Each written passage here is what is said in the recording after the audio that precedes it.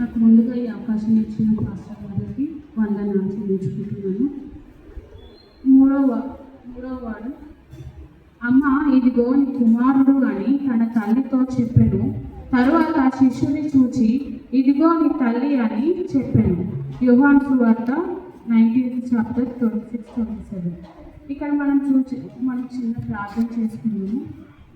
కృపగల దేవ, ప్రేమగల తండ్రి, పరిశుద్ధాత్మ యేసయ్య, నాయన దేవ ప్రభువా, నాకు ఇచ్చిన ఈ అవకాశాన్ని బట్టి నైనా మీకు వేలాది వందనాలు, స్తోత్రాలు దేవ ప్రభువా.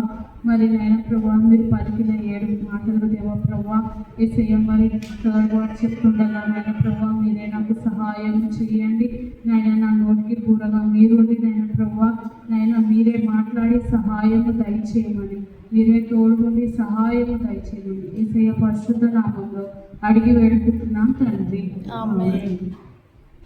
మనం ఇక్కడ చూసినట్లయితే యేసు ప్రభు ఆ సిలువలో 7 మాటలు, అంత శ్రమ పొందినప్పటికీ కూడా దేవుడు మన కోసం ఆ సిలువలో మన పాపాల నిమిత్తము మరి 39 కొరడా దెబ్బలు మరి కొట్టారు. 39 అంటే 40కి ఒకటి తక్కువ, 39 కొరడా దెబ్బలు కొట్టారు. అయినప్పటికీ కూడా అంత రక్తము కారుతున్నప్పటికీ కూడా దేవుడు ఆ సిలువలో మన కోసము మరి మొదటి మాటగా చూస్తే వీరిని క్షమించండి అని మరి దేవుడు చెప్తున్నాడు. మరి అలాగే మరి దొంగల గురించి కూడా దేవుడు వాళ్ళని క్షమించే దేవుడుగా ఉన్నాడు. మరి ఈ లోకంలో మరి కన్య అయిన మరియా గర్భంలో దేవుడు పుట్టి ఈ లోకానికి వచ్చినప్పుడు మరి తల్లిని కూడా మర్చిపోకుండా దేవుడు తల్లిని కూడా జ్ఞాపకం చేసుకుంటూ మరి తల్లి గురించి కూడా దేవుడు ఆ సిలువలో మాట్లాడుతూ ఉన్నాడు. ఏమని మాట్లాడుతున్నాడంటే ఇక్కడ యోహాను సువార్త 19th చాప్టర్ 26th verse. యేసు తన తల్లియు తాను ప్రేమించిన శిష్యుడు దగ్గర నిల్చుంటే చూచి అమ్మ ఇదిగో నీ కుమారుడు అని తన తల్లితో చెప్పాడు. తల్లిని విడిచిపెట్టకుండా తల్లిని కూడా గుర్తుపెట్టుకొని దేవుడు మరి అక్కడ ఉన్న శిష్యుడితోటి మరి తల్లికి మరి యోహాన్ని అప్పగించాడు. అంటే యోహానికి తల్లిని అప్పగించాడు.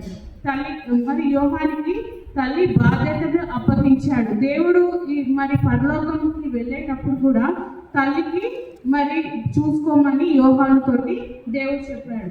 అయితే మనం అక్కడ చూసినట్లయితే అక్కడ ఉన్న వాతావరణాన్ని మనం చూసినట్లయితే మరి దేవుడు సిలువ పైన ఉన్నప్పుడు అక్కడ ఉన్న వాళ్ళందరూ కూడా మరి దేవుడిని అపహాసించడము, హేళన చేయడము, మరి ఇష్టపొచ్చినట్టు మాట్లాడడము అలా చేస్తూ ఉన్నాడు. అయినా కూడా దేవుడు వాళ్ళని క్షమించే దేవుడుగా ఉన్నాడు. తర్వాత అక్కడ మనం చూసినట్లయితే ఆ సిలువ దగ్గర ఎవరెవరు నిల్చున్నారు అంటే మరి యేసు తల్లి మరియా, తర్వాత మరియా సహోదరి, మళ్ళీ తర్వాత మనం ఇక్కడ చూసినట్లయితే యోహాను సువార్త 19th చాప్టర్ 26th verse. యేసు తర్వాత శిష్యుని చూసి ఇదిగో నీ తల్లి అని చెప్పాను. ఆ గడియ నుండి ఆ శిష్యుడు ఆమెను తన ఇంట చేర్చుకోలేదు. మనము ఇక్కడ చూసినట్లయితే ఆ సిలువ దగ్గర ఎవరెవరు ఉన్నారు అని మనం మగ్దలేని మరియా, తర్వాత యోహాను, తర్వాత యేసు తల్లి మరియా వాళ్ళని మనం అక్కడ చూస్తూ ఉన్నాము. తర్వాత మనం అక్కడ చూసినట్లయితే దేవుడు అయితే మరి అక్కడ తల్లి అయినా సిలువ పైన వేలాడుతున్న క్రీస్తును మనము చూడొచ్చు. అయితే అక్కడ మనం చూసినప్పుడు దేవుడు ఆ సిలువలో ఎంత బాధపడుతున్నప్పటికీ కూడా తల్లిని మాత్రము విడిచిపెట్టలేదు. తల్లిని యోహాను చేతులకి అప్పగించాడు. ఈ క్షణం నుంచి ఇదిగో నీ తల్లి అని యోహానికి దేవుడు చెప్పాడు. అలాగే మరి యోహానికి కూడా దేవుడు ఇదిగో నీ తల్లి, ఈ రోజు నుంచి నువ్వే ఈ తల్లిని చూసుకోవాలి అని చెప్పి దేవుడు యోహానికి బాధ్యతను అప్పగించాడు. తర్వాత మరి యేసు మనము చూసినట్లయితే దేవుడు ఈ లోకంలో ఉన్నప్పుడు మరి దేవుడు మరి మరియని అమ్మ అని మాత్రమే పిలిచేవాడు అనమాట. తల్లి అని కాకుండా అమ్మ అని పిలిచేవాడు. కానాను విందులో మనం చూసినట్లయితే అక్కడ ద్రాక్షారసం అయిపోయినప్పుడు మరి ఏమైంది అమ్మ అని మాత్రమే అన్నాడు అనమాట. అయితే మనము ఇక్కడ అమ్మ అని మాట మాత్రమే పలుకుతూ ఉన్నాడు. మరి ఆ తల్లికి అంత ప్రాముఖ్యత దేవుడు ఇచ్చాడు. మరి ఈ లోకంలో మనం చూసినట్లయితే ఈ రోజుల్లో అయితే మరి తల్లిదండ్రులకు మరి ప్రిఫరెన్స్ ఇవ్వకుండా మరి అసలు వాళ్ళని లెక్క చేయకుండా కొంతమంది ఏం చేస్తున్నారంటే ఈ రోజుల్లో చూసినట్లయితే కొంతమంది మరి బిడ్డలే తల్లిని చంపే వారిగా ఉంటున్నారు. తల్లిదండ్రులను ఆస్తుల కోసము మరి కోపంతో కక్షతోటి మాకు ఇవేమి ఇవ్వట్లేదు, ఆస్తి ఇవ్వట్లేదు అని చెప్పి వాళ్ళు కోపంతో మరి తల్లిదండ్రులను చంపేవారిగా ఉన్నారు. మరి ఇంకా కొంతమంది అయితే తల్లిదండ్రులను మరి అనాథాశ్రమంలో విడిచిపెట్టే వారిగా ఉన్నారు. ఇలాంటి రోజుల్లో కూడా మరి దేవుడైతే ఆ సిలువలో అంత బాధపడుతున్నప్పుడు కూడా మరి తల్లిని మాత్రము విడిచిపెట్టలేదు.